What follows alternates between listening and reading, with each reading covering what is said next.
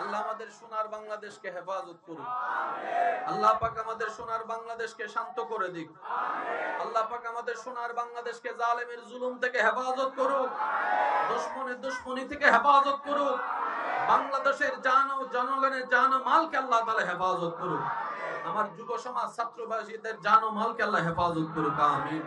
কিছু বিষয় আছে মানতে না চাইলেও মেনে নিতে হয়।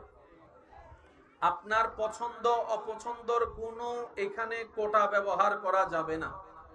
আপনার পছন্দ অপছন্দের জন্য কোনো আপনার থেকে অনুমতি বা জিজ্ঞাসা করা হবে না। যেমন আপনার মৃত্যুর টাইম আসবে, বয়স কত দেখা হবে না, ঘরে কে আছে দেখা হবে না, আপনি কি একমাত্র ইনকামকারী কিনা সেটা দেখা হবে না। ডাক আসছে মাত্রই যেতে হবে। বলেন না ভাই কথা বলেন। ডাক আসছে মাত্রই, জোরে বলি, ডাক আসছে মাত্রই। এখানে পছন্দ অপছন্দ করার কোনো সুযোগ নাই। গতকালকে পরশুদিন লাগাতার বৃষ্টি, পানি বন্যা হয়ে গিয়েছে, এমন রাস্তা জাম হয়েছে। পছন্দ হোক না হোক বৃষ্টি হবেই, এটা রবের মর্জি। বলেন তো এটা কার মর্জি? আরো জোরে বলেন, এটা কার মর্জি? এখানে কোনো অপশন, পছন্দ অপছন্দ, চয়েস করার কোনো সিদ্ধান্ত। রব বলে যে এটা আমার সিদ্ধান্ত, তোর মন না চাইলেও মেনে নিতে হবে। সন্তান ছোট, বাপ মারা গেছে, কার কি করার? কারো কিচ্ছু করার। আন্দোলন করেও কোনো লাভ, মামলা করেও কোনো লাভ। আজকে একটা জিনিস মনে রাখবেন, যার বুঝ যত সুন্দর তার জীবন তত সুন্দর। যার মন যত পরিষ্কার তার চিন্তা তত সুন্দর। যত ঝামেলা আপনি দেখেছেন, দেখছেন আপনার চতুর্পাশে, সমস্ত ঝামেলার জন্য আমি দায়ী, আপনি দায়ী, আমরা দায়ী, সবাই দায়ী। যৌতুকের পক্ষে কে কে আছেন? আছে কেউ? এবার যৌতুক আমাদের সমাজের জন্য কি ন্যায় না বিষ? এই যৌতুক তো কেউ না কেউ শুরু করছিল, এই ডিজাইনটা। বলেন না রে ভাই?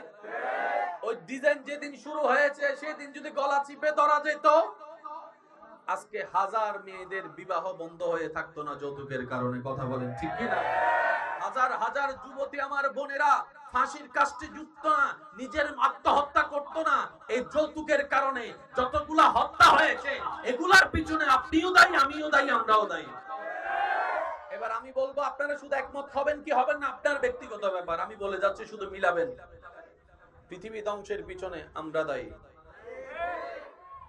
দেশ ধ্বংসের পিছনে আমরা দায়ী, সমাজ ধ্বংসের পিছনে আমরা দায়ী, পরিবার নষ্ট হওয়ার পিছনে আমরা দায়ী, সন্তানের জীবন নষ্ট হওয়ার পিছনে আমরা দায়ী, পরিবেশ নষ্ট হওয়ার পিছনে আমরা দায়ী, খুন খারাপি বেড়ে যাওয়ার পিছনে আমরা দায়ী, চুরি ডাকাতি বেড়ে যাওয়ার পিছনে আমরা দায়ী, অন্যায় বেড়ে যাওয়ার পিছনে আমরা দায়ী। হয়তো কোনো জায়গায় আপনি দায়ী, না হয় কোনো জায়গায় আমি দায়ী। আমি হই মানুষের দলে, আপনিও মানুষের দলে। এই পৃথিবী গরু ছাগলে ধ্বংস করে নাই, আমাদের মতো দুই পাওয়ালাই মানুষগুলাই ধ্বংস করেছি আমরা। এবার বলেন দোষ কার? জোরে বলেন, আগে এটা ক্লিয়ার হয় না। দোষ কার? দোষ কার? দোষ কার? আমাদের। আমার কথাকে অন্যভাবে নিবেন না, প্রতিটা ঘটনার পিছনে একটা ঘটনা থাকে। প্রতিটা ঘটনার পিছনে একটা ঘটনা থাকে, এটা আপনার মেনে নিতেই হবে। ঘটনা ছাড়া কখনো রটনা হয় না। আরো জোরে বলেন না, আরো জোরে বলেন। ওই মেঘের গর্ষণে যে আওয়াজটা শুনি আপনি আমি, বিজলি চমকানোর আওয়াজ, এই আওয়াজটা শোনার পিছনেও কিন্তু একটা কারণ আছে। ওই গর্ষণটার কারণেই হয়েছে, যেটা আপনার আমার দেখা মনে না। একটা কথা মনে রাখবেন, ঘটনার পিছনে ঘটনা থাকবেই থাকবে। এই কথায় সবাই একমত আছেন? একমত আছেন? এবার একটা ডায়লগ আপনারা প্রায় সময় শুনেন, গাছ লাগান। আজকে থেকে 200 বছর আগে কথাটা তো শোনা যায়নি, এখন কেন শোনা যাচ্ছে? তখন পরিবেশ বিজ্ঞানী বলে পৃথিবী রক্ষার জন্য, ভারসাম্য রক্ষার জন্য গাছের দরকার। তো তো গাছগুলা গেল কই? তাদের তো পা নাই যে হাইটে হাইটে চলে যাবে। তখন পরিবেশ বিজ্ঞানী বলে হয়তো তুই কাটছস, না হয় আমি কাটছি, না হয় আমার দাদা কাটছে, না হয় তোর দাদা কাটছে। ওই গাছ কাটার কারণে পরিবেশের ভারসাম্য নষ্ট হয়েছে। আজকে ওই দাদা নানাদের ভুলের কারণে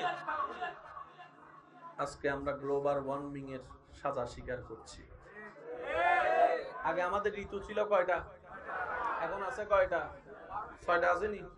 কথা কয় না? 6টা আছে। এখন বেশি থেকে বেশি বর্ষা, শীত, গ্রীষ্ম, কিন্তু তিনটাই মারাত্মক। গ্রীষ্ম যখন হয় গরমে ফাটাই ফেলে, শীত যখন হয় কাঁপাই ফেলে, আর বৃষ্টি মামুক তো ঠিক ঠিকানা নাই, যে কোনো মুহূর্তে।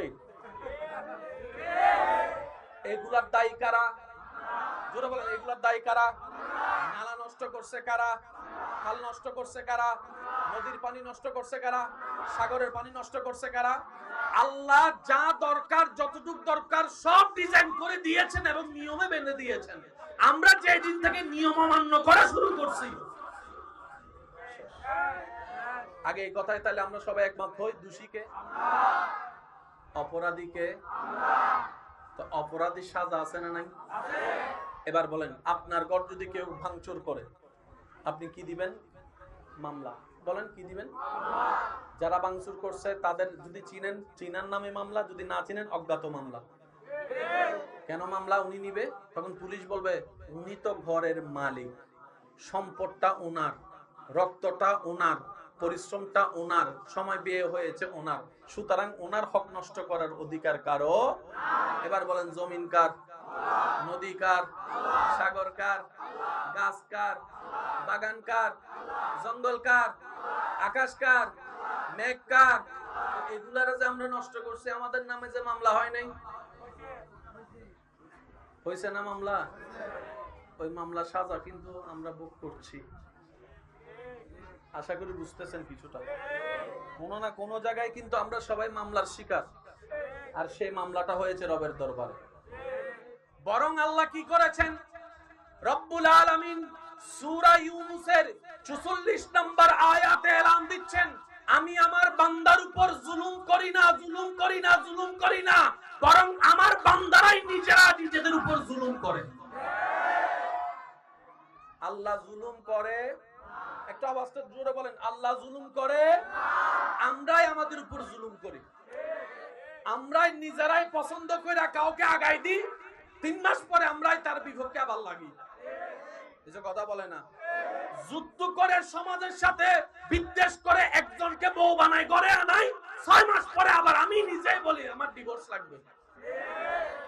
সূরা ইউনূস বলি তো সবাই, সূরা আয়াত নম্বর 44, আয়াত নম্বর 44, আয়াত নম্বর 44, সূরার নাম সূরা ইউনূস, সূরা নাম্বার হচ্ছে সূরা 10 নম্বর সূরার সূরা ইউনূসের 44 নম্বর আয়াতের আল্লাহ তাআলার ফরমান, আমি জুলুম করি না, বান্দা নিজেই নিজে জুলুম করে।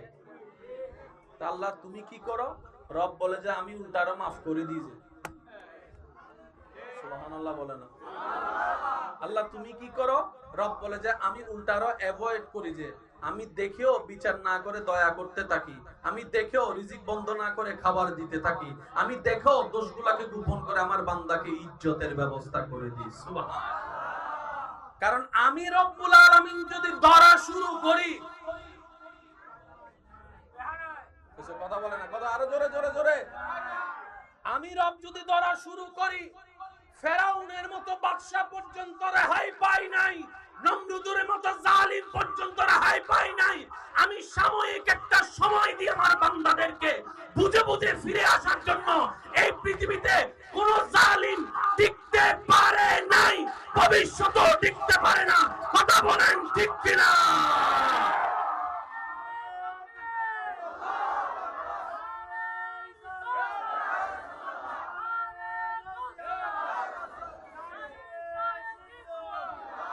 উচ্চ আওয়াজ একবার বলি মারহাবা। এই মাটির উপরে মনে রাখবেন ভাইয়েরা, এই মাটির উপরে আকাশের নিচে যত প্রভাবশালী বাদশা, ফেরাউনের মতো বাদশা, ফেরাউনের মতো বাদশা, নমরুদের মতো বাদশা, অথচ এই নমরুদরে আল্লাহ ল্যাংড়া মশা দিয়া, পিছনে পিছনের ভাইয়ের আওয়াজ দেন, নমরুদরে আল্লাহ ধ্বংস করছে। রব বলে যে কে যাবি? ফেরেশতা বলে যে আল্লাহ আমরা প্রস্তুত। মশাই ডাক দিয়ে বলে আল্লাহ সব কাজ তাদেরকে দিবা, আমাদেরকে বানাইছো কেন?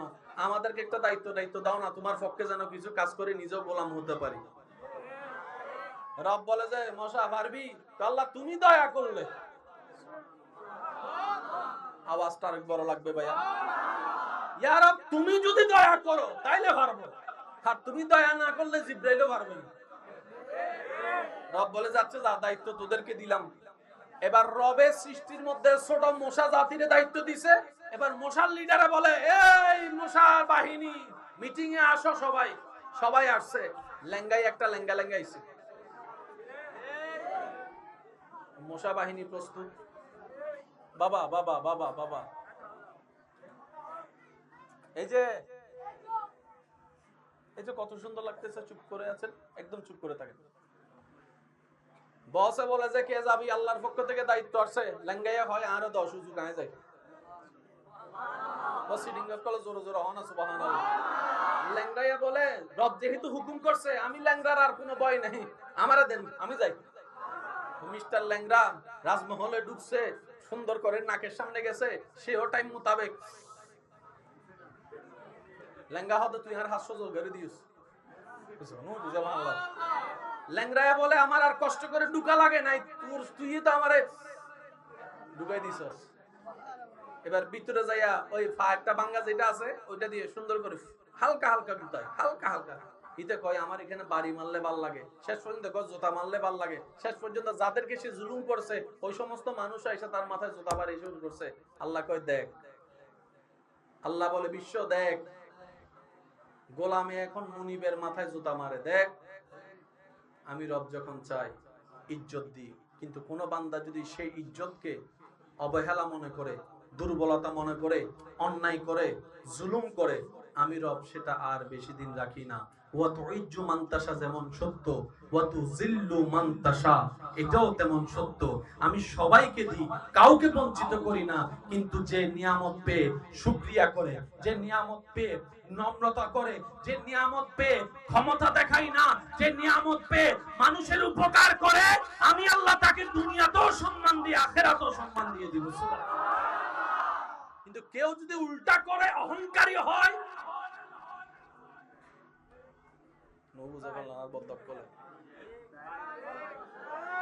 এমন কোমর ভাঙা হবে যে দাঁড়ানোর আর কোনো সুযোগ। আচ্ছা এই আইন কি শুধু আমার জন্য, আপনার জন্য, আমাদের জন্য না? সবার জন্য। আরো জোরে বলেন কার জন্য? এবার অহংকারী যদি চাচা হয় ধরা, জালেম যদি মামা হয়, জোরে বলতে হবে, জালেম যদি মামা হয়, জালেম যদি জেঠা হয়, জালেম যদি দাদা হয়, জালেম যদি নানা হয়, বাটপাট যদি চাচা হয়, বাটপাট যদি ভাই হয়, জমিন ধ্বংস, জমিন বুককারী যদি, দখলকারী যদি ভাই হয়, বোন হয়, চাচা হয়, নিয়ম সবার এক, পরিচয় যার যেটাই হোক, সবার বিচার কি? বলে না সবার বিচার কি? আমার অনেক ভাইরা বলে এত জুলুম করে সে, এত অন্যায় করে, আল্লাহ তারে ধরে না কেন? উত্তরটা জেনে নেন। আল্লাহ তারে ধরবে ধরার সময় আসলে। আল্লাহর গজব থেকে বাঁচতে গেলে আমাদেরকে কিছু নিয়ম মানতে হবে। তার মধ্যে একটা নিয়ম হচ্ছে জালেম হওয়া যাবে না। জালেম হওয়া যাবে না। এবার জালেমকে, জালেম কখন হয়, জুলুম কাকে বলে শুনেন। এটা কি থাকবে কোথায়? এই টুপিটা, মাথার টুপিটাকে কেউ যদি হাঁটুতে রাখে এটা জুলুম। একটু বুঝবেন, আমি যত সহজে বলা যেতে পারে আমি চেষ্টা করছি। ওলামায়ে কেরাম এবং যত মুরব্বী আছেন ওনাদের দোয়াকে মাথার উপর ছাদ বানিয়ে, টুপিটা মাথার, এটা হচ্ছে ন্যায়। এটা কি ন্যায়? এইটাকে যদি আপনি আমি হাঁটুতে রাখি, হাঁটুতে ব্যবহার করি, এটার নাম জুলুম। এটার নাম কি? একজনে ভাত খেতে পারবে 1 প্লেট, তাকে যদি আপনি জোর করে 3 প্লেট খাওয়ান, ভালোবাসা না জুলুম? এই তো বুঝতেছেন, একটু জোরে জোরে বলেন, আরো জোরে বলেন। একজনে 2 বস্তা সেমি টালগাতে পারে, তাকে আপনি 5 বস্তা চাপাই দিলেন, আরো জোরে বলেন, আরো জোরে বলেন। একজনে 10 ইঞ্চি জায়গা পায়, আপনি তাকে 2 ইঞ্চি দিলেন। জোরে জোরে জোরে জোরে। একজনে লোড নিতে পারে 5টা শব্দের কথা, আপনি তাকে 1000 শব্দের বকা দিয়ে দিলেন। জোরে বলেন না রে ভাই। একটা ছাত্র 2টা ব্যাটের বাড়ি শোয়ার ক্ষমতা আছে বয়স সাপেক্ষে, আপনি তাকে মেরে মেরে পুরো ব্যাটটাই ভেঙে ফেললেন। জুলুম বুঝা গেছে? মাত্রার অতিরিক্ত যেটা অসহনীয়, এটাকে কি বলা হয়? সবাই মিলে বলেন, এটাকে কি বলা হয়? তাহলে আল্লাহর গজব থেকে বাঁচতে, আল্লাহর রহমত পেতে আপনাকে আমাকে জালেম হওয়া থেকে বাঁচতে হবে। জালেম হওয়া থেকে, জোরে বলেন, জালেম হওয়া থেকে। এবার আপনি যদি স্বামী হয়ে স্ত্রীর উপর জুলুম করেন, তাও আপনি জালেম। আপনি যদি বউ হয়ে স্বামীর উপর জুলুম করেন, তাও আপনি জালেম। আপনি যদি মা বাবা হয়ে সন্তানের উপর জুলুম করেন, তাও আপনি জালেম। কেন? সবাই রবের বান্দা, আর রব সবার জন্য এক। সবাই রবের বান্দা, আর সব বান্দার জন্য রব এক। রব সবাইকে স্বামী স্ত্রী চোখে দেখে না, রব সবাইকে বান্দা হিসেবে দেখে। বান্দা, এটা রিকশাওয়ালা হোক, সিএনজি ওয়ালা হোক, যে ওয়ালা হোক। আর মজলুমের দোয়া সর্বদা কবুল। পেজগুলো আশা করে একটু বুঝবেন। আমি আজকে একটু গভীরে যাওয়ার চেষ্টা করছি, সেজন্য অনেকের হয়তো আলোচনা মাথার উপর দিয়েও যাইতে পারে। যদি যায় একটু ক্যাচ ধরে ফেলবেন। আরে বুঝের ফানলারি তারা যদি ভুল করে চলেও যায়, একটু জাপটা মারে ধরার চেষ্টা করবেন আর কি। মজলুমের দোয়া কবুল। বলেন মজলুমের দোয়া। এবার জামাই যদি জুলুম করে, জামাই হলো জালেম, বউ হলো মজলুম। এবার এই দুইজনের ভিতরে, দুইজনের মধ্যে আল্লাহ কার পক্ষে? জালেমের পক্ষে না মজলুমের পক্ষে? বউয়ের পক্ষে আল্লাহ, কারণ বউ মজলুম। এতটুকু ক্লিয়ার? আর নবী বলে মজলুমের দোয়া আল্লাহর দরবারে কবুল।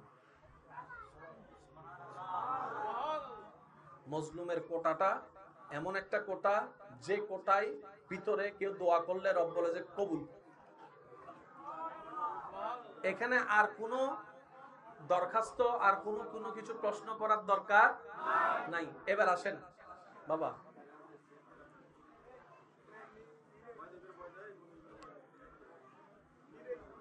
একটু দরুদ শরীফ পড়ি। আল্লাহুম্মা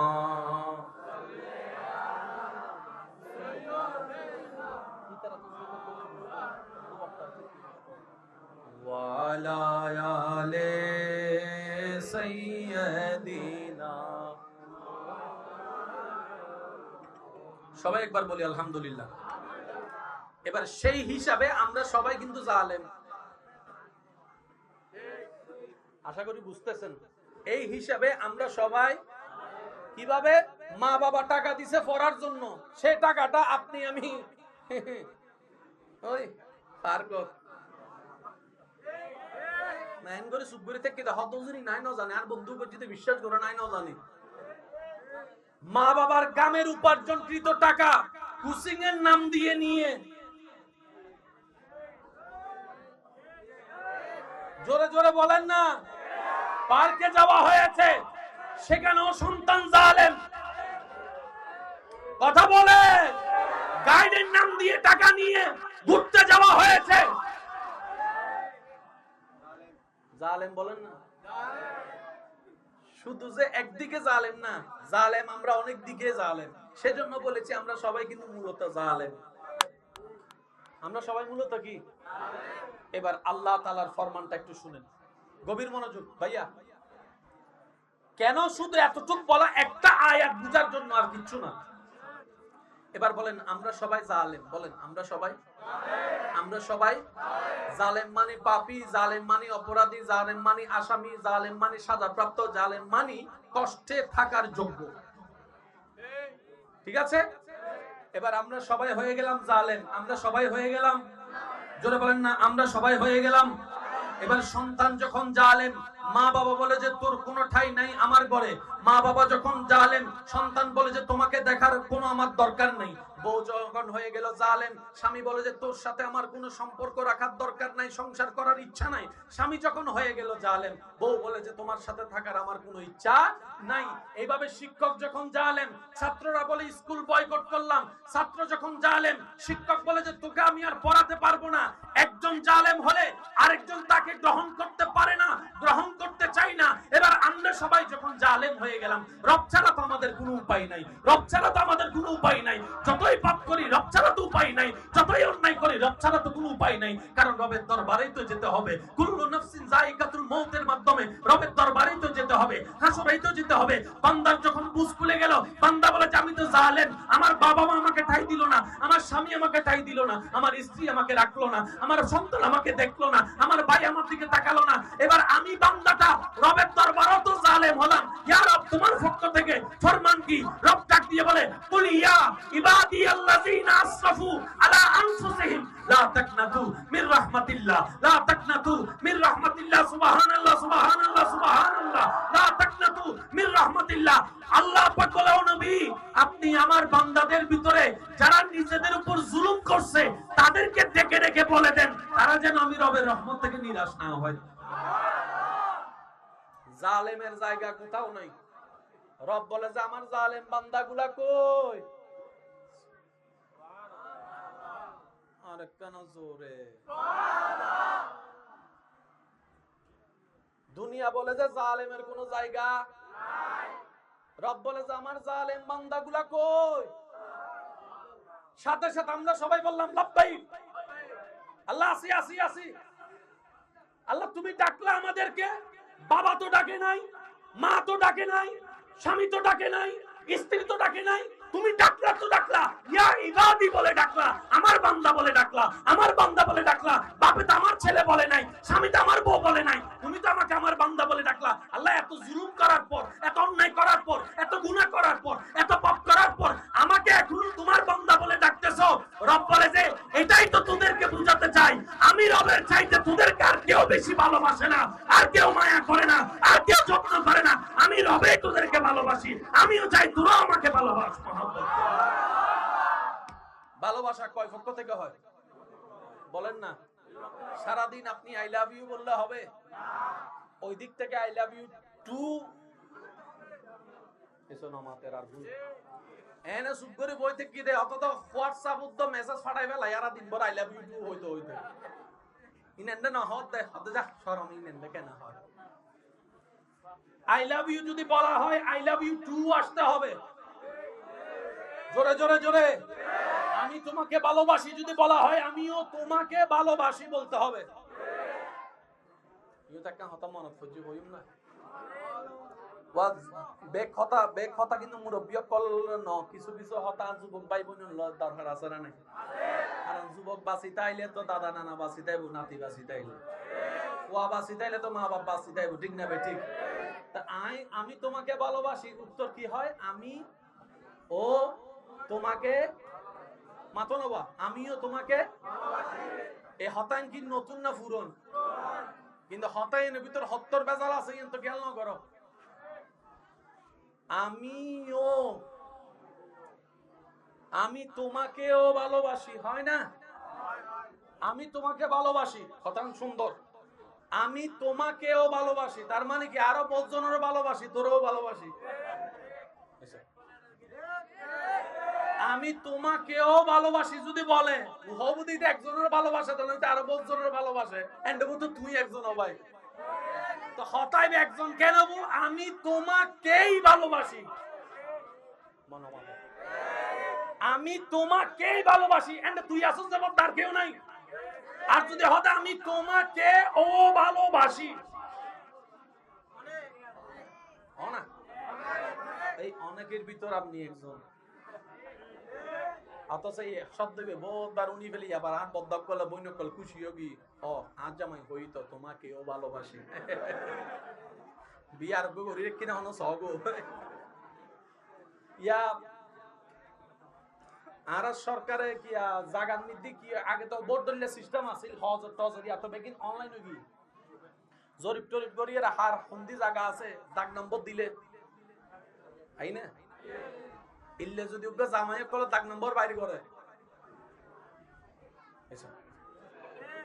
বিয়ে করানোর ওয়ার যদি রেজিস্ট্রেশন হয় দাগ নম্বর বাইর করানোর ওয়ার হন জামাই হবো বিয়ে করছি বেকিন চলি আইব এসো না মাতে আইব না নয়ব ইল্লে কইলে আর সংসার কেন ঠিকিব না এত লাহত নাই দরহান নাই দাগ নম্বর পর্যন্ত তাক জামাই নম্বর লইলে জামিলা আছে আল্লাহ আর কেন বুঝবে তৌফিক দান করুন আরো জোরে বলেন তাহলে জালিমের জায়গা পাপীর জায়গা কোথাও রব বলে যে আমার কাছে আই জায়গা আছে দয়াও আছে মায়াও আছে এবার একটু আয়াতটা খেয়াল করবেন হাজারবার শুনছেন আমি একটু স্মরণ করে দিচ্ছি লা তাকনাতু মির রাহমাতিল্লাহ একটু সবাই মিলে বলি লা তাকনাতু মির রাহমাতিল্লাহ আল্লাহ বলছেন হে আমার পাপী বান্দা যতই পাপ করো না কেন আমি রবের রহমত থেকে নিরাশ হইও না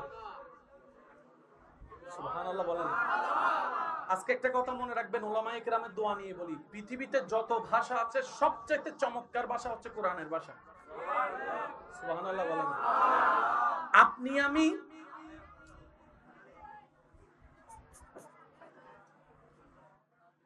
আপনি আমি 1 লাখ মানুষ 1 লাখ বছর কথা বলে যত জ্ঞান বুঝাতে পারবো কোরআন একটা শব্দ দিয়ে সেটা বুঝাই ফেলে সুবহানাল্লাহ জোরে বলেন না একটা জিনিস দেখেন কোরআন কয় পারা জোরে বলেন কোরআন কয় পারা কয় সূরা 100 অথচ এই কোরআনে অতীত বর্তমান ভবিষ্যৎ সব আছে না নাই সব রকমের জ্ঞান আছে না নাই science arts commerce physics chemistry biology mathematics সব ধরনের জ্ঞান কোরআনে আছে তো কোরআন 30 পারা না হয়ে কোরআন তো এত বড় হওয়ার কথা ছিল রব বলে যে তোরা লেখলে এত বড় হইতো বাণীটা তো আমার সুবহানাল্লাহ বলেন না ও বান্দা তোরা শুধু আলহামদুলিল্লাহ নিয়ে গবেষণা কর তোদের জীবন অর্ধেক পার হয়ে যাবে লিল্লাহি রাব্বিল আলামিন নিয়ে গবেষণা করলে তোর দাদারা সহ্য গোষ্ঠীর জীবন শেষ হয়ে যাবে আলামিনের ব্যাখ্যা করা শেষ হবে না অনলি ওয়ান ওয়ার্ড আলামিন একটা শব্দ নিয়ে যদি সবাই গবেষণা করে কালাদারি সাদা হয়ে যাবে দাঁত সব ফুইরে যাবে বুড়ো হয়ে কবরে চলে যাব তারপরে শেষ দিন বলবো আলামিনের পরিপূর্ণ ব্যাখ্যা করা আমাদের কারো পক্ষে সম্ভব হয় নাই এটাই কোরআনুল কারীম এটাই আল্লাহর কালাম চিৎকার দিয়ে বলেন না সুবহানাল্লাহ আল্লাহর কোরআনের চমৎকার মজা যদি বুঝতে পারা যায় মনোযোগ আছে লা তাকনাতু মির রাহমাতিল্লাহ হে আমার বান্দারা কোন পরিস্থিতিতে আমার রহমত থেকে নিরাশ হইও না কি থেকে ভাই একটু বলেন কি থেকে এই শব্দটা একটু মনোযোগ দিবেন কি থেকে নিরাশ হতে আল্লাহ মানা করছেন রহমত কি বুঝার দরকার এই যে আপনি আমার দিকে তাকছেন দেখছেন এটাও রহমত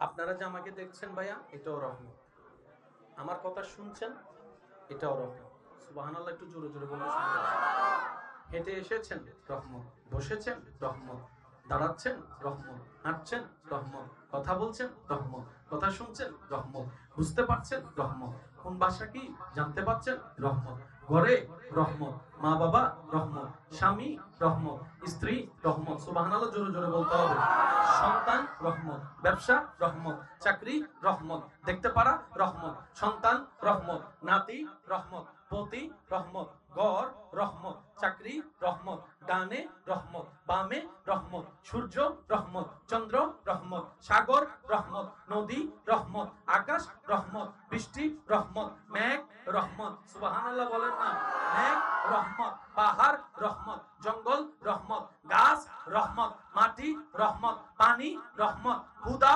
রহমত হজম হওয়া রহমত খাবার রহমত ধান রহমত সবজি রহমত মাছ রহমত গোশত রহমত আপনার জীবন কেন্দ্রিক যা আছে সবই রবের দেওয়া রহমত আর আল্লাহ বলছেন আমার রহমত থেকে নিরাশ হইস না তার মানে কি অনেক দিছি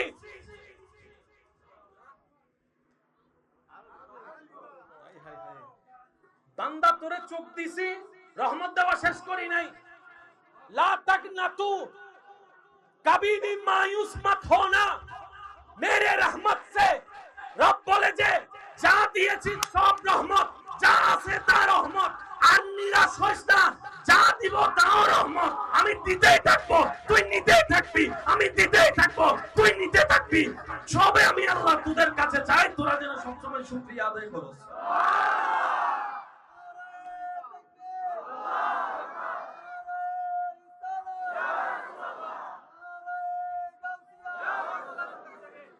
আওয়াজ একবার বলি সুবহানাল্লাহ।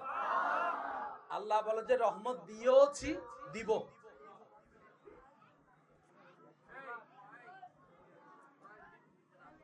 একটু দরুদ শরীফ পড়ি। আল্লাহুম্মা সাল্লি আলা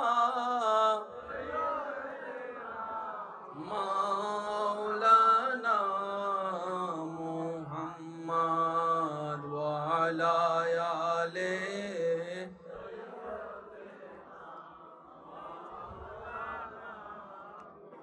আওয়াজ দিবে নয়, সিরিঙ্গে আওয়াজ একবার ফরন। আল্লাহুম্মা সাল্লি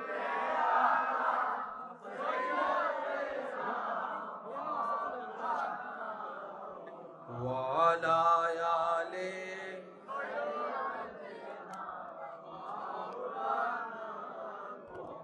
আওয়াজ দিয়ে বলেন সব কার রহমত? এতটুকু ক্লিয়ার? এবার দেখেন রহমতটা কি। ধরছেন খাবার, রহমত। জাল মিষ্টি তিতা বুঝছেন, রহমত। দাঁত দিয়ে চাবাচ্ছেন, রহমত। আজকে আমার একটা অনুরোধ, খেয়াল করবেন, বাড়িতে গিয়ে শোবার পরে নিজের দাঁতগুলোকে একটু দেখবেন। আল্লাহর যে কত বড় রহমত আপনার দাঁতে আছে। একটু পিছনের দিকে চলে যান, দাঁতগুলো একদম চ্যাপ্টা এবং চতুর্ভুজের মতো। মাঝখানেও জায়গা আছে, ডাইনেও জায়গা আছে, বামেও জায়গা আছে, এরকম। একটু সামনের দিকে আসবেন, এরকম। এর থেকে একটু সামনের দিকে আসবেন, এরকম। আল্লাহ এত ধরনের দিলা কেন? এবার ডাক্তারে বলে খাবার যদি খাও ভালো করে চিবিয়ে খাও, যেন হজমটা তাড়াতাড়ি হয়। তো চিবানোর জন্য দাঁতের দরকার আছে না নাই? এবার সামনে চাপ দিয়ে খাবার চিবাই দেখান তো। আপনার খাবারটা চিবানোর জন্য যে যে দাঁতের দরকার, যে দাঁতের স্ট্রাকচার দরকার, সেটা আল্লাহ আপনার পিছনের সাইডে দিয়েছেন এইভাবে। ওই অনেকটা ওই যে আমরা রুটি বানানোর সময় চাপ দিই, হজম হওয়ার ব্যবস্থা আল্লাহ দাঁতে রেখে দিয়েছেন। কোন একটা কিছু ছিঁড়ানোর জন্য, ওই গোস্ত যদি ছিঁড়েন, ছিঁড়ার জন্য একটা ওই মঞ্জে ফেরাগের মতো কিছু একটা লাগবে না? সামনের দাঁত দিয়ে গোস্ত ছিঁড়েন আর এই যেটা কর্নারের দাঁত আছে এটা দিয়ে গোস্ত ছিঁড়েন, পার্থক্য অনেক বেশি। গোস্ত ছিঁড়ার দাঁতও আল্লাহ দিয়ে দিয়েছেন। সুবহানাল্লাহ নহর। আচ্ছা, এবার এই গোস্ত ছিঁড়ার দাঁতটা যদি ডাইরেক্ট সামনে থাকতো কি বিশ্রী লাগতো? বুঝতেছো না মনে আমার কথাটা? যেটা মঞ্চা দাঁত, গোস্ত ছিঁড়ার দাঁত, এটা যদি সামনে দুই দাঁতের মধ্যে থাকতো রাগ শূন্য না লাগতো? আল্লাহ পাক বলে যে না, তোকে দেখতে সুন্দর লাগবে না, তাই আমি তোর মুখের সাথে, ঠোঁটের সাথে, নাকের সাথে ম্যাচিং করে যে রকম দাঁত যায় আমি সেই দাঁতটাই তোর ফ্লোরের মধ্যে সামনের দিকে এনে দিয়েছি। এবার মুখটা একটু বন্ধ করেন, মুখ বন্ধ করেন, দাঁতে দাঁত লাগান। এবার দেখেন নিচের দাঁতটা ভিতরের দিকে, বাহিরের দাঁতটা, উপরের দাঁতটা বাহিরের দিকে। মুখ লাগাই দেখেন না, আমার কথা বিশ্বাস করতে হবে কেন? বরাবর দাঁত নয়, বরাবর দাঁত হলে অসুন্দর হতো, কিন্তু আল্লাহ এমন ভাবে দাঁতের ডিজাইন করেছেন, নিচের মাড়িটা একটু এভাবে রেখেছেন, উপরের মাড়িটা একটু এভাবে রেখেছেন, যেন সুন্দর করে সেইনের মতো খাবে খাপ মিলে যায়। আর একটু জোরে বলি। এবার দাঁত কয়টা? 32টা। বলেন না, যেটা সবাই জানেন কি, দাঁত কয়টা? দাঁত কয়টা? জিহ্বা কয়টা? আর জিহ্বা দাঁতের সম্পর্ক কি, বন্ধু না শত্রু? বন্ধু। জিহ্বার দাঁত বন্ধু। আচ্ছা, মাঝে মধ্যে একটু দাঁতে যখন জিহ্বাকে আদর করে তখন কেমন লাগে দেখেন? ভুল করে যদি দাঁতের কামড় জিহ্বায় পড়ে তখন বন্ধু না শত্রু দেখেন? দাঁত এবং জিহ্বা শত্রু কেন? দাঁত হচ্ছে শক্ত, জিহ্বা হচ্ছে নরম। তো শক্ত আর নরম তো বন্ধু হতে, বাঘ আর হরিণ তো বন্ধু হতে, দাঁত শক্ত, আঘাত দেওয়া, জিহ্বা নরম, এটা বন্ধু হতে পারে না। আল্লাহ তাআলা আপনার এতগুলা দাঁতের মাঝখানে সেই জিহ্বাটাকে কিভাবে সেটিং করছেন, আপনি মুখটা বন্ধ করলে দেখবেন এই জিহ্বাটা চাইলে আপনি যখন ঠোঁট থেকে বের করেন অনেক লম্বা হয়ে যায়। আপনি যখন এটা বের করে অনেকে দেখবেন কয় জিহ্বা দিয়ে নাক ধরতো, জিহ্বা দিয়ে নাক ধরতো, সেও সুন্দর করে জিহ্বাটা বাইর করে নাক ধরার চেষ্টা করে, অনেকে পারে না, কিন্তু অনেকে দেখবেন নাক পর্যন্ত লাগাই ফেলে। যার জিহ্বা নাক পর্যন্ত লাগে, এই জিহ্বাটা মুখে আটার কথা নয়। আল্লাহ তাআলা এমন ভাবে জিহ্বাকে সেটিং করেছেন, আপনি যখন মুখ বন্ধ রাখেন মুখের মধ্যে এসে যায়, আপনি যখন খাবার খান খাবারের মধ্যে কাজ করা শুরু করে। সুবহানাল্লাহ। খাবার খান কি দিয়ে? মুখ বলেন না ভাই, খাবার খান কি দিয়ে? চিবান কি দিয়ে? তখন জিহ্বা কই থাকে? খেয়াল করছেন কখনো? আজকে খাবার সময় একটু খেয়াল করেন তো, আপনি যখন ভাত খান তখন জিহ্বা কি করে?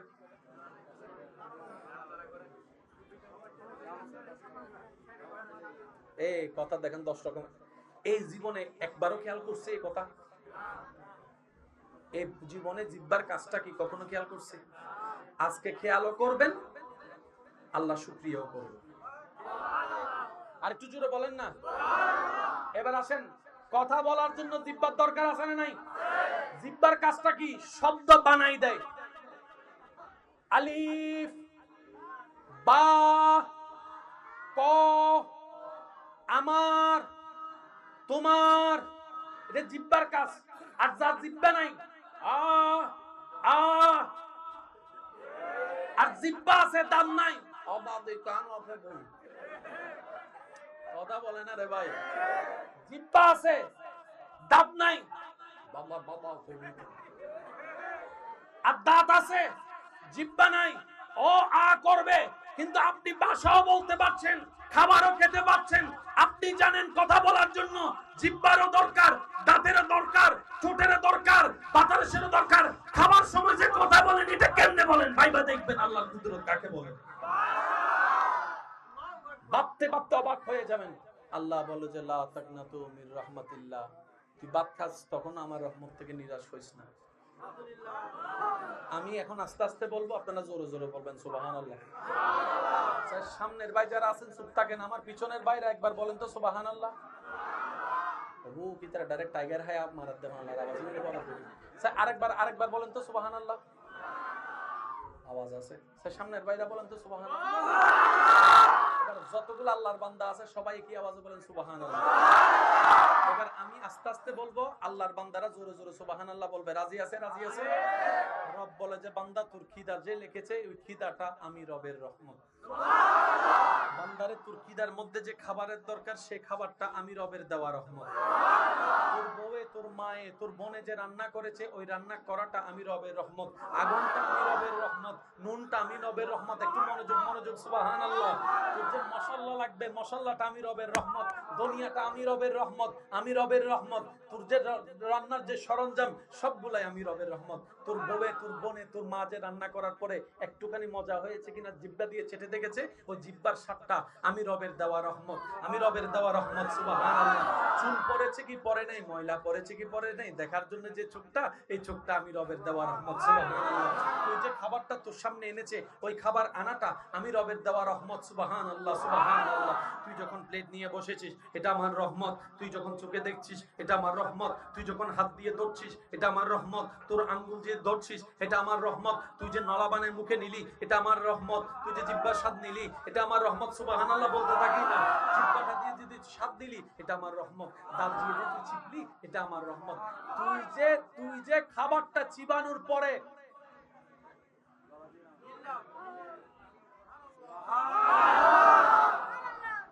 এই জায়গায় আমি একটা কথা বলতে চাই, একটু মনোযোগ দিয়ে শুনবেন।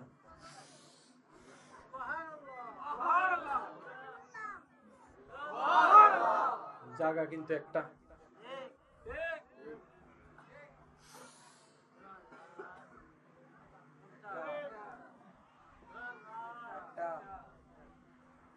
পানি আর নিঃশ্বাস তো শত্রু।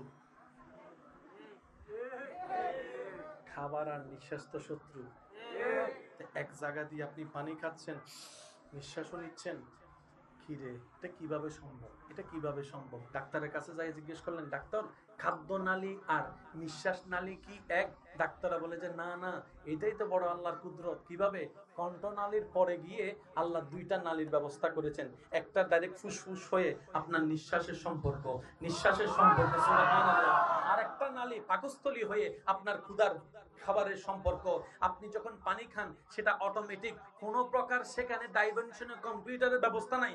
পানি যখন খান সেটা খাদ্য নালী দিয়ে চলে যায়, খাবার যখন খান খাদ্য নালী দিয়ে চলে যান, আবার যখন খাবারের মাঝখানে আপনি নিঃশ্বাস নেন তখন নিঃশ্বাস নালী চালু হয়ে যায়। কোন একটা খাবারের যদি একটা বিন্দু খাবার যদি আপনার নিঃশ্বাস নালীতে পড়ে, নিঃশ্বাস বন্ধ হয়ে যাবে, নিঃশ্বাস আটকে যাবে।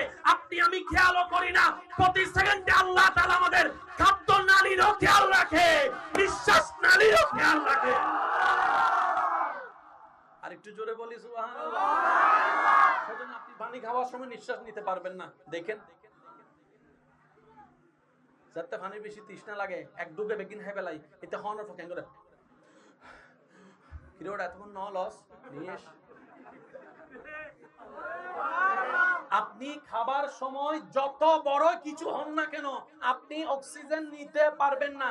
এবার সিস্টেম কি, যখন বান্দা খায় তখন আল্লাহ নিঃশ্বাস নালীর উপরে একটা ঢাকনা বসায় দেয়।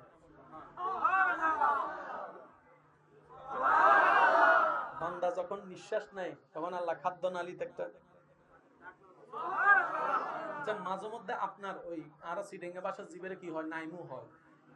নাইমু চিনুনিও ভাই না, মুরব্বী কলো বেগিন চিনে তাই জানে, আর যুবক কলো চিনে নিয়ে বুঝতে অ যুবক নাইমু চিনুনি বত এই মুসিনে বলে হরি যায়। ঠিক আছে ওগা লোড়া চিনুনি, লোড়া বর্তন চিনুনি, বর্তন বর্তন ও চিনে চিনে চিনে চিনে হালু গেটে বাঁশ চিনুনি ও ফেসবুক তো চিনে। হ্যাঁ না কষ্ট হচ্ছে আপনাদের? আল্লাহু আকবার। ভাইয়া একটু মনোযোগ। নিঃশ্বাস নালী খাদ্য নালী, বলেন নিঃশ্বাস নালী। পানি খাওয়ার সময় আপনি আমি নিঃশ্বাস নিতে পারবো, আর নিঃশ্বাস নেওয়ার সময় পানি খাওয়া যাবে। কারো যদি একটা বাত নিঃশ্বাস নালীতে পড়ে, নাইমু যেটাকে আমরা বলি যে সিডাঙের ভাষায় নাইমুটি, তখন বাত কোন দিক দিয়ে বাইরে হয়? এই পয়েন্টটা একটু বুঝতে হবে, কারণ আমরা আছি আল্লাহর রহমত নিয়ে। কোন শব্দ নিয়ে আছি আমরা? এই একটা শব্দ যদি বুঝতে পারি, আমাদের দুনিয়াও সুন্দর হয়ে যাবে, আখিরাতও সুন্দর হয়ে যাবে। সুবহানাল্লাহ। বাস বাস বাস বাস, কাফি কাফি। নাইম উঠলে খাবার কোন দিক দিয়ে বের হয়? আচ্ছা, মাঝে মধ্যে নাকে ড্রপ দিলে মুখে, তার মানে মুখের সাথে নাকের একটা সম্পর্ক আছে। কিন্তু এখনো পর্যন্ত আপনি খাওয়ার সময় যদি সব খাবার যদি নাক দিয়ে বাইরে হতো, অবস্থা কি হতো বলেন না? 12টা বাজতো না? আপনি যখন খাবার খান তখনও আল্লাহ তাআলা এটা মেইনটেইন করে আপনাকে রহমত করে। আর একটু জোরে বলি, জোরে জোরে জোরে। জাল বেশি খাইলে মুখের মধ্যে একটা দেখবেন লালা আসে, খেয়াল করছে কিনা আমার ভাইরা আমি জানি না। বেশি জাল খেলে দেখবেন মুখের মধ্যে লালা আসে, তখন বেশি জাল খেলে আমরা কি করি? তাড়াতাড়ি চিনি খুঁজি। কিন্তু আপনি যদি একটা মিনিট ওয়েট করে মুখটাকে যদি লালাটা বের করে দেন, আপনার ঝাল 80% শেষ হয়ে যাবে। আমি বুঝাতে চাচ্ছি, আমাদের আপ টু বটম, ডাইনে টু বামে, সর্ব জায়গায় রবের রহমত, সর্ব জায়গায় রবের রহমত। আর রব চাই লাইন শাকারতুম লাযিদান্নাকুম, বান্দারে তুই আমার রহমত নিতে থাক আর বিনয়ের সাথে শুকরিয়া করতে থাক, আমি আল্লাহ হাজার গুণ রহমত বাড়াই দিতেই থাকব। লেনদেন ক্লিয়ার ভাইয়া? লেনদেন জোরে বলেন, লেনদেন ক্লিয়ার। রব বলে যে আমি দিতে থাকবো, তুই নিতে থাকবি। তুই আমাকে একটা জিনিস দিস, আল্লাহ কি দিব? তোর শুকরিয়া করিস। তো শুকরিয়া মানে কি? বেশিরভাগ মানুষ আমরা বলবো শুকরিয়া মানে আলহামদুলিল্লাহ, কথা কিন্তু ঠিক, কিন্তু আলহামদুলিল্লাহ কোন ফিলিংসে বলতে হবে এটাও তো বুঝতে হবে। আলহামদুলিল্লাহ তো বুঝেন না, আলহামদুলিল্লাহ হবে না। আলহামদুলিল্লাহ পেরেশান হয়ে আলহামদুলিল্লাহ হবে না। দেমাগ দেখায়, রাগ দেখায় আলহামদুলিল্লাহ বলে হবে না, তো কিভাবে বলতে হবে? ওয়া ইবাদুর রহমান আল্লাযীনা ইয়ামশুনা আলাল আরদি হাওনান। ওই আয়াতের ছায়াতলে রব বলে যে বিনয়ী হয়ে আলহামদুলিল্লাহ বল, নম্র হয়ে আলহামদুলিল্লাহ বল, বিনয়ী হয়ে আলহামদুলিল্লাহ বল, গুনাহগার হয়ে আলহামদুলিল্লাহ বল, অহংকার ছাড়া আলহামদুলিল্লাহ বল, ভালোবেসে আলহামদুলিল্লাহ বল। আমি আলহামদুলিল্লাহ বললে আল্লাহ তুমি কি দিবা? রব বলে যে আরো বাড়াই দিব। এই শব্দটা আমরা সবাই জানি, শুকরিয়া করলে আল্লাহ আরো কি দিবে। কিন্তু এই বাড়াই দেওয়ার শব্দটা যে কত বাড়াই কখনো খেয়াল করছেন? আমার মনে হয় আপনারা বিরক্ত হয়ে গেছেন। পিছনের অনেক ভাইয়েরাও অলরেডি বিরক্ত দেখা যাচ্ছে। আমি আর 5টা মিনিট আপনাদের সাথে আছি, তারপর আমি আপনাদের থেকে বিদায় নিচ্ছি। আমি চাইবো এই 5টা মিনিট আপনারা একটু মনোযোগ দিয়ে শ্রবণ করবেন, ঠিক আছে ইনশাআল্লাহ? বলেন আলহামদুলিল্লাহ। কয় সেকেন্ড লাগছে? বিজ্ঞানের ভাষায় বললেন ন্যানো সেকেন্ড। 1 সেকেন্ডেরও কম, 1 সেকেন্ড লাগে নাই আলহামদুলিল্লাহ। রব বলে যে তুমি যদি বিনয়ের সাথে আলহামদুলিল্লাহ বলতে পারো, আমি আল্লাহ লা আজিদান্নাকুম, লা অবশ্যই আমি বাড়াই দিব। ভাইয়া একটু মনোযোগ দিবেন। লা আজিদান্নাকুম, তুমি যদি শুকরিয়া করো আমি আল্লাহ বাড়াই দিব। তা আমার ভাইয়েরা জানে বাড়ানোর মধ্যে একটা সংখ্যা বলতে হয়। তুমি আমাকে এত টাকা দাও, আমি দেওয়ার সময় 2 গুণ তোমাকে দিব। তুমি আমাকে এত টাকা দাও, আমি দেওয়ার সময় তোমাকে 3 গুণ দিব। আল্লাহ কিন্তু বলে নাই 1 গুণ দিব, আল্লাহ কিন্তু বলে নাই 2 গুণ দিব, আল্লাহ কিন্তু বলে নাই 5 গুণ দিব। আল্লাহ পাক বলে যে তুই যদি আমারে শুকরিয়া করে খুশি করতে পারোস, আমি তোরে যা দিছি যা দিছি যা দিছি যা দিছি যা দিছি যা দিছি যা দিছি সবগুলোর মধ্যে আমি আল্লাহ বাড়াই দিব, বাড়াই দিব, বাড়াই দিব। সুবহানাল্লাহ, বাড়াই দিব। 2 গুণ বাড়ানো রব বলে নাই, এমন বলে নাই যে চাউলের বস্তা তোর কাছে একটা আছে আমি 3টা করে দিব, তা বলে নাই। রব বলে যে আমি এমন ভাবে বাড়াই দিব তুই যতক্ষণ খুশি হবি না আমি রব শুধু দিতেই থাকবো, দিতেই থাকবো, দিতেই থাকবো। সুবহানাল্লাহ, তুই বান্দা যতক্ষণ খুশি হবি না আমি দিতেই থাকবো। লা আজিদান্নাকুম, অবশ্যই আমি বাড়াই দিব। আশা করি শব্দটা একটু খেয়াল করবেন। বান্দা যদি তুমি শুকরিয়া করো, লা আজিদান্নাকুম, অবশ্যই আমি বাড়াই দিব। অবশ্যই শব্দটা যদি রব ব্যবহার করে তাহলে অবস্থাটা কি চিন্তা করে দেখেন। অবশ্য শব্দটা ব্যবহার করছেন কে? লা আজিদা, আজিদা, আজিদা, আমি বাড়াই দিব। বান্দা তুই যতক্ষণ খুশি না হস, আল্লাহ কি করলে দিবা? রব বলে যে শুকরিয়া করলে। আল্লাহ কি বিষয়ে শুকরিয়া করব? রব বলে যে আমার রহমতের বিষয়ে। এবার আপনার রবের রহমত আপনি যেটাগুলাকে চিনেন সবগুলা নিয়ে শুকরিয়া করতে থাকেন, আপনার অ্যাকাউন্টে বাড়বে নিশ্চিত। আমাদের বাড়ে না কেন জানেন? আমরা শুকরিয়া যতটুকু করি না তার চাইতে নাকসিবকাই বেশি। পাওয়া জিনিস নিয়ে শুকরিয়া নেই, না পাওয়া নিয়ে আফসোসের শেষ নাই। পকেটে যতক্ষণ টাকা থাকে ইন হনো টিয়াইলা ইন্দি কেনে চললুম, আর সেই মানি ব্যাগটা যখন হারায় যায় পাগলের মতো ঘুরে মনে হয় যেন কোটি টাকা সেই মানি ব্যাগের মধ্যে আছে, পাগলের মতো খুঁজতে থাকে। একটু আগে যে মানি ব্যাগে বলছিল এটা কোনো টাকা হলো? মনে রাখবেন ভাই, আমরা এমন নাফরমানে চলে গেছি, পাইলে আর একটু হলে ভালো হইতো আর কি, আর যদি না পাই নাক ছিটকে বসে থাকি। দাওয়াত পাইলে ও দিছে আর কি, এমনি দাওয়াত একটা দিছে আর কি ফরমাল। আর যদি দাওয়াত না দেয় পুরো এলাকায় খবর দেয়, দেখছস ওর মায়ের বিয়ে, আমাকে একবার দাওয়াত দেয় নাই, আমাকে একবার দাওয়াত দেয় নাই। এইগুলার কারণে আমরা রবের বান্দা হয়েও পাওয়ার কোটা আমাদের বাড়ছে না কেন? আমরা চাইতেও জানি না, নিতেও জানি না, রাখতেও জানি না। কথা বলেন ঠিক কিনা? এবার বলেন দোষ কাদের? ওই প্রথম কথায় ফিরে গেছি, শুরু করছি কি দোষ? আপনারা বলেন না, আপনারা নিষ্পাপ আছেন, আমরা আসামি, আপনারা চুপ থাকেন। আওয়াজ দিয়ে বলেন দোষ কাদের? পিছনের বাইরে একটু বলেন দোষ কাদের? চাইতেও জানি না, নিতেও জানি না, রাখতেও জানি না, ধরে রাখতেও জানি না। আজকে একটা কথা মনে রাখবেন, আল্লাহ সব বান্দাকে পরীক্ষা করে। পরীক্ষা মানে এটা নয় যে আপনি অভাবে আছেন, আপনার ঘর নাই, বাড়ি নেই, ব্যবসা নেই, চাকরি নেই, না। আল্লাহ অনেক সময় নিয়েও পরীক্ষা করে, আল্লাহ তাআলা অনেক সময় দিয়েও পরীক্ষা করে। এই শব্দটা মনে রাখবেন। কারো যদি অনেক টাকা থাকে, অনেক সম্পদ থাকে, আপনি মনে করেন না আল্লাহ আপনার উপর খুশি হয়েছে, এটা মনে করার কোনো সুযোগ। বরং যাদের কাছে নাই তাদের চাইতে বড় পরীক্ষায় ফেলে আল্লাহ তাদেরকে, যাদের কাছে আছে। কারণ অভাবে রব মনে থাকে, অভাবে রব মনে থাকে, বিপদে রব মনে থাকে, অসুস্থ দেহের মধ্যে রব মনে থাকে। আর সম্পদের মোহে যখন ডুবে যায় তখন রবের কথা মনে থাকে না। সেজন্য রবকে বলবেন, দোয়া করবেন, ইয়া রব আমাকে অতটুক সম্পত্তি দাও যতটুক সম্পদের মালিক হলে আমি এবং আমার পরিবার সচ্ছলতার সাথে কারো সামনে হাত পাতা ছাড়া মাথা উঁচু করে বেঁচে থাকতে পারবো, অতটুক সম্পদ দাও। আল্লাহ আমাকে অতটুক সম্পদ দিও না যে সম্পদ পেলে আমি নাফরমানের মতো তোমাকে ভুলে যাব, ওই সম্পদের কোনো দরকার নাই। সুবহানাল্লাহ। এই দোয়াটা করা যাবে ইনশাআল্লাহ? এই দোয়া করা যাবে?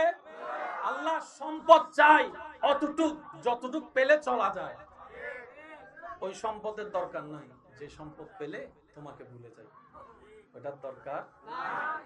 মনে থাকবে আল্লাহ কিন্তু পরীক্ষা সবাইকে। মারাত্মক পরীক্ষা কার? গরিবের না বড় লোকের? আচ্ছা, আমাদের সমাজে বড় লোক বড় না, বড় লোক ওই অনেক বড় লোক। বড় লোক মানে কি? আমরা বলি যার গাড়ি বাড়ি অনেক আছে, না। বড় লোক কাকে বলে জানেন? যার মন বড়। বান্দার শুধু একটাই কাজ, রবকে খুশি করে কবরে যাওয়া। আর কোনো কাজ, বলে না, আর কোনো কাজ। কোন বান্দার জীবনে দেওয়া একটা সিজদা যদি রবের দরবারে কবুল হয়ে যায়, এটাই তার জীবনের জন্য কাফি হয়ে যাবে। এই যে আমার মা বোন রান্না করতেছে, বলেন না, আমার মা বোন রান্না করে না, পরিবারের সবাই খায় না, এটাও সওয়াব। সুবহানাল্লাহ। এটাও কি? কেন? আল্লাহর বান্দাদেরকে রান্না করে খাওয়াচ্ছে। স্বামী হোক, বাপ হোক, ভাই হোক, সন্তান হোক, এটা দেখার বিষয় না। বান্দাগুলা কার? এই যে রান্না করে খাওয়াচ্ছে, এটা ওনার জন্য সওয়াব। কোন মা বোনের এই রান্না করাও যদি রবের কাছে পছন্দ হয়ে যায়, এটার বেনিফিটও আল্লাহ ওনাদেরকে দান করবে। রাস্তা দিয়ে যাচ্ছেন, কেউ রাস্তা চিনে না, পথ ভুলে গিয়েছে, আপনি সঠিক রাস্তাটা দেখাই দিয়েছেন, এটাও আপনার হাসরে নাজাতের কারণ হয়ে যেতে পারে। কেউ তৃষ্ণার্ত, বুক ফেটে যাচ্ছে, ঘর থেকে একটু ঠান্ডা পানি এনে দিলেন কিংবা পানি এনে দিলেন, এটাও যদি রবের কাছে পছন্দ হয়ে যায়, আপনার পুলসিরাতের রাস্তা সহজ হয়ে যাবে। এক কথাই মনে রাখবেন, বান্দার কাজ আল্লাহকে খুশি করা। আওয়াজ দিয়ে বলেন, বান্দার কাজ আল্লাহকে কি করা?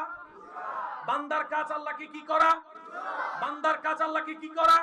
তো খুশি করার জন্য কিছু কাজ নিয়ম জানার দরকার আছে না নাই?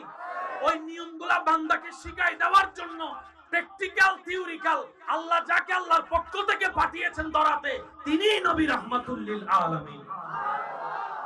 নবী কি করেছেন? বান্দাদেরকে শিখাই দিয়েছে, এটা করো, এটা কইরো না, এভাবে করো, এভাবে কইরো না, এখানে যাও, ওখানে যাও না, এভাবে বলো, এভাবে বলো না, মা বাবার সামনে এভাবে থাকো, স্ত্রীর সামনে এভাবে থাকো, স্বামীর সামনে এভাবে থাকো, বন্ধুর সাথে এভাবে চলো, ব্যবসা এভাবে করো, চাকরি এভাবে করো, লেনদেন এভাবে করো। ইয়া রাসূলুল্লাহ, এগুলা কেন শিখাচ্ছেন? নবী বলে যে এগুলা আমি সেগুলাই শিখাচ্ছি যেগুলা রব পছন্দ করবে, ওই নিয়মটা যদি তুমি চলতে পারো। সুবহানাল্লাহ। ফেসের কিছু আসেনি, কোন জামিলা ডামিলা। আল্লাহ পাক আমাদেরকে জামিলা মুক্ত জীবন দান করুন। আজকে এখান থেকে একটা আবদার করতে চাই, ন্যায় বিচার পাওয়ার জন্য যদি আন্দোলন করতে হয়, এটা বড় দুঃখের বিষয়। অপরাধীর সাজা চাইতে যদি আন্দোলন করতে হয়, এটা বড় দুঃখের বিষয়। বুঝবেন কথা? এটা বড় কিসের বিষয়? মনে করেন একজন তার মা বাবাকে মারছে, সমাজ এটার বিচার করতেছে না। এই বিচারটা করার জন্য যদি আমরা সমাজের সবাই নিয়ে আন্দোলন করি, এটার চাইতে বড় দুঃখের বিষয় হতে পারে না। আন্দোলন করতে হবে কোথায়? একজন নিরপরাধকে সাজা দেওয়া হচ্ছে, আমরা আন্দোলন করব, এখানে আন্দোলন মানা যায়। অপরাধীর সাজা চাইতে আন্দোলন মানায় না। আর যদি আন্দোলন করতে হয়, এটার চাইতে বড় লজ্জা আর কিছু হতে পারে। মনে রাখবেন, অপরাধের পরিচয় শুধু একটাই, অপরাধী। অপরাধীর কোনো ভিন্ন পরিচয় নেই। আলেমও যদি অপরাধ করে তখন উনার পরিচয় কি? অপরাধী। বলেন না, তখন উনার পরিচয় কি? যদি ছাত্র অপরাধ করে অপরাধী, যদি শিক্ষক অপরাধ করে, জোরে বলতে হবে, মা বাবা যদি অপরাধ করে, পুলিশ যদি অপরাধ করে, আর্মি যদি অপরাধ করে, ডাক্তার যদি অপরাধ করে, রোগী যদি অপরাধ করে, জনগণ যদি অপরাধ করে, অপরাধীর ভিন্ন কোনো পরিচয় নাই। অপরাধীর পরিচয় একটাই, অপরাধী, অপরাধী, অপরাধী। আর অপরাধী যেই হোক সে সাজা পাওয়ার হকদার, তাকে সাজা দিতেই হবে। যদি সাজা না দেয় তাহলে কি হবে? পৃথিবীতে আইন রাখার দরকার নেই। যদি অপরাধী সাজা না পায় আইন রাখার দরকার, যদি অপরাধী সাজা না পায় পুলিশ রাখার দরকার, যদি অপরাধী সাজা না পায় আদালত রাখার দরকার, যদি অপরাধী সাজা না পায় তাহলে সমাজ, এটাকে আপনি এক সময় গিয়ে বলতে পারবেন না, হ্যাঁ সমাজটা নষ্ট হয়ে গিয়েছে, আমরা কিছুই করতে পারলাম না। এই কথা বলার আর কোনো অধিকার? এই কথাটা মাথায় রাখবেন। আমার কথাই আবার রাজনীতিক গ্রাম খুঁজতে যাইয়েন না, কারণ সমাজটা আমাদের, পরিবারটা আমাদের, দেশটা আমাদের, পৃথিবীটা আমাদের। হয়তো ওই যে প্রথম কথায় ফিরে যাচ্ছি, আপনার কারণে হয়তো আমি দোষী, না হয় আমার কারণে আপনি দোষী হয়ে যাচ্ছেন। কথা বলেন ঠিক কিনা? সেজন্য এই সমস্ত বিষয়ের মধ্যে এখানে পক্ষপাতিত্ব করার দরকার নেই। অপরাধী বা অপরাধী, যেমন সন্তান যদি অপরাধ করে, মা বাবা যদি লাই দেয়, এই সন্তান বেয়াদব হবেই হবে নিশ্চিত। ও আরো জোর হও না, ঠিক না? আগে স্যার দেইলে ছাত্র কল ফনিক সার্কেল যাবে সময় স্যার যদি দেখি রাস্তা তো নামি কি ও দাদা মাথর না কেন, হ্যাঁ স্যার যাতে দেখি এটা রাস্তা নাই, স্যার দেখি কি দে রাস্তা নামি কি। আর এখন শিক্ষক আর উজুরা হদ, এখন শিক্ষক রুদ্ধি বইতে বলে ছাত্র, যেদিন না তুমি ব্যাথ উঠি গি বুঝি বুঝি হইতে লাগি না কিন্তু বুঝি, যেদিন না তুমি আর তুমি ব্যাথ উঠি গি, এই দিন না তুমি আর বিয়াদ হয়ে গিয়ে বেশি মাথর না। ইয়ারা ছাত্র কলে শিক্ষক কলে, স্যার এক্সকিউজ মি, আপনার কি 2 মিনিট সময় হবে? স্যার হদ দেখিলে হতে না একটা টিকটক ভিডিও বানাতে চাচ্ছে, আছে না? আদব আর আছে না? আর যে সমাজত আদব উঠি যায়, এই সমাজত আল্লাহর গজব নিশ্চিত আইল। মা বাবা সন্তান মারা দেখিলে হারা বললে না বালার লাগে, ছাত্ররে শিক্ষকে মারা দেখিলে বালার না হারা বললাই, ঠিক আছে না বাজি? যে সমস্ত মা বাপে ফোয়ারা গাতাত নো তোলে কোন যাইরা সগু মাম্মি ডেডির বাপের সামনে ট্যাঙ্গের মধ্যে ট্যাঙ্ক তুলিয়ে রে মাথো না ভাই। আর মা বাপে জুনরা ব্রেকে চিউদম দোয়া বাবর ডাকু নিলে মাত্র যে ফত্তু বইগি এন্ড বহুত ফট কলা এন্ড আছে মাইকুরা বাসুনের দার ভাই বোন কল আছে, বাপরে এন্ড ডরাই দে নামাজ ন বললে বাপে ফিকতু দেয়, কিন্তু নামাজ ন বলি বই দেখি বাইরে তুই যেতে বাপর আবাসুন নি ওযু সারা যায় নামাজ দিয়ে গিয়ে দে আইকা হইতাম বাজে ওনারা হন না আইর মা হতে ফত্তু ন বইয়ু তো আজি তোর বাপ আইউ বেগিন হইউ ফত্তু বই গিয়ে দেন না ও মাথো না ঠিক না। আর তো ডর ভয় উঠে গিয়ে নি আর বেয়াদব হয়ে গে, আর বেয়াদব হইলে আদব নতা হয়, আদব নতাইলে রহমত নতা হয়। কথা কি বুঝু দেখছি না বাজে? ইয়া কি অঙ্ক 2 + 2 4 মিললি না ন মিলে বলে রহমত পাইবেল লাই আর তো আদব দারম করিব কেন জোর হনা বাজে? রহমত পাইবেল লাই, রহমত পাওয়ার জন্য আমাদেরকে আদবদার হতে হবে, রহমত পাওয়ার জন্য আমাদেরকে ন্যায়ের সাথে থাকতে হবে, রহমত পাওয়ার জন্য আমাদেরকে একটু ভদ্র হতে হবে, রহমত পাওয়ার জন্য সুন্দর মন নিয়ে রবের দরবারে শুকরিয়ার সিজদা আদায় করতে হবে, নবীকে মন থেকে ভালোবাসতে হবে, আহলে বাইত সাহাবায়ে কেরামের প্রতি তাজিম রাখতে হবে, ওলি আল্লাহর আদর্শে চলতে হবে, রহমত তারপরেই আসতে থাকবে। কথা বলেন ঠিক কিনা? আল্লাহ আজকের এই মাহফিলকে কবুল আর মঞ্জুর করুন, আমাদের সকলের জীবনের হাজিরিকে আল্লাহ কবুল করুন। যত উলামায়ে কেরাম এসেছেন, তালিবুল ইলম এসেছেন, আল্লাহ সবাইকে সে জ্ঞান দান করুক যে জ্ঞান আসলে রবকে চিনা যাবে, রবকে পাওয়া যাবে। আল্লাহ আমাদের সবাইকে সে তৌফিক দান করুন।